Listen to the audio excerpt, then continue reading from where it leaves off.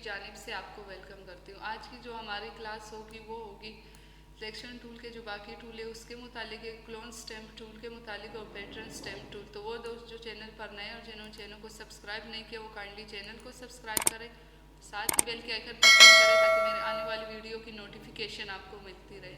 Student, आपसे बार बार एक ही दरख्वास्त करूँगी, अगर आप लेक्चर में किसी चीज़ की समझ ना आए तो आप इसको बार बार देखिए और साथ ही इस पर इम्प्लीमेंट भी करें ताकि मेरे आने वाली वीडियो इम्प्लीमेंट भी करें ताकि आपकी अच्छी तरह प्रैक्टिस हो सके। शुरू करते हैं अपनी क्लास को।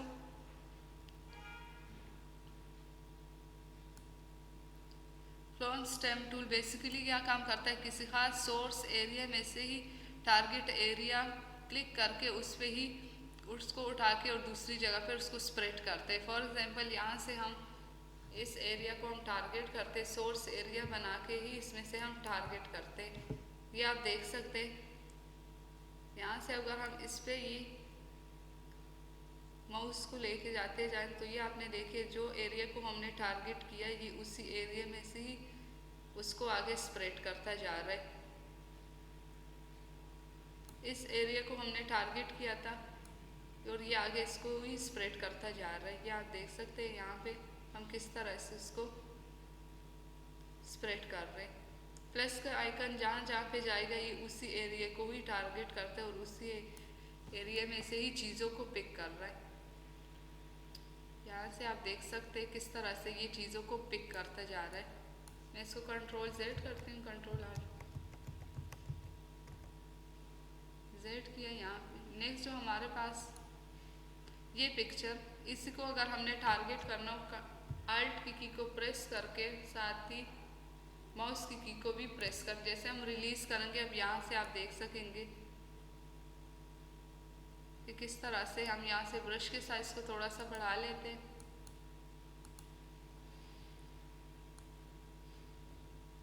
जिस जिस एरिया पे कर्सर जा रही है उसी एरिया को भी टारगेट कर रहे हैं।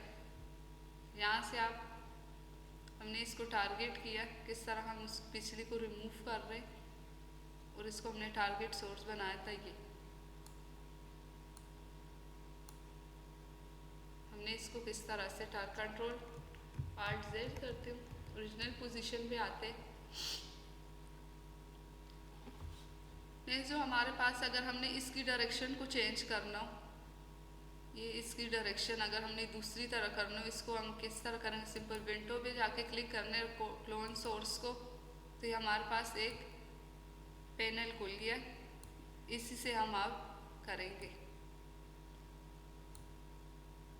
सोर्स। हम किस तरह करेंगे, इसको हम कर दें साइड पे।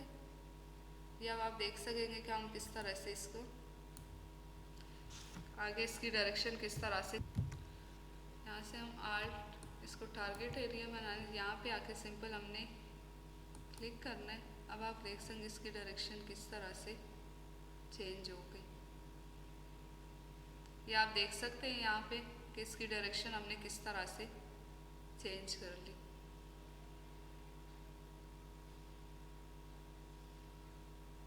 यहाँ से आप देख सकते हैं ओरिजिनल पिक्चर हमारे पास ये और इसकी डायरेक्शन चेंज हमने की तो ये पिक्चर हमारे पास आ गई। इसकी एक और ऑप्शन हमारे पास, फॉर एग्जांपल ये पिक्चर, इसको हम टारगेट करते। यहाँ से अगर हमने अब ये बहुत बड़ी पिक्चर है, अगर इसको हमने छोटा करके लाना हो तो यहाँ से हम इसकी परसेंटेज को कम कर सकते। फॉर एग्जांपल मैंने 25 किया। अब आप देख सकेंगे यहाँ से मैंने 25, इसको कंट्रोल Alt Z कर लेती हूँ। यहाँ से 25, इसको हम टारगेट करते हैं, Alt की को प्रेस करके रखना है। अब आप देख सकते हैं कि इसकी पिक्चर को हमने किस तरह छोटा किया। यहाँ आप देख सकते हैं इसकी पिक्चर हमने किस तरह छोटा किया, इसकी साइज़ को हमने किस तरह छोटा किया। ये आप देख सकते। बाकी जो इसकी ऑप्शन, अगर आपने कोई फर्स्ट ऑब्जेक्ट पे क्लिक करना है तो यहाँ से फिर सेकंड ऑब्जेक्ट पे क्लिक करके इसको भी आप इस्तेमाल में ला सकते। बाकी अगर आप इसकी यहाँ से डायरेक्शन वगैरह चेंज करना चाहते हैं तो आप यहाँ से डायरेक्शन भी इसकी चेंज कर सकते। इसको हम दोबारा करते हैं 25 पे। कोई और पिक्चर ले लेते हैं यहाँ से। इसमें Alt Z करती हूँ। ये पिक्चर, इसको हमने Alt की को प्रेस करके इसको टारगेट करना है यहाँ से। इसके अब आप देख सकेंगे, ये आप देख सकते हैं इसको हमने किस तरह से छोटा कर लिया। इसकी तस्वीर को, इसकी साइज़ को हमने किस तरह से छोटा कर लिया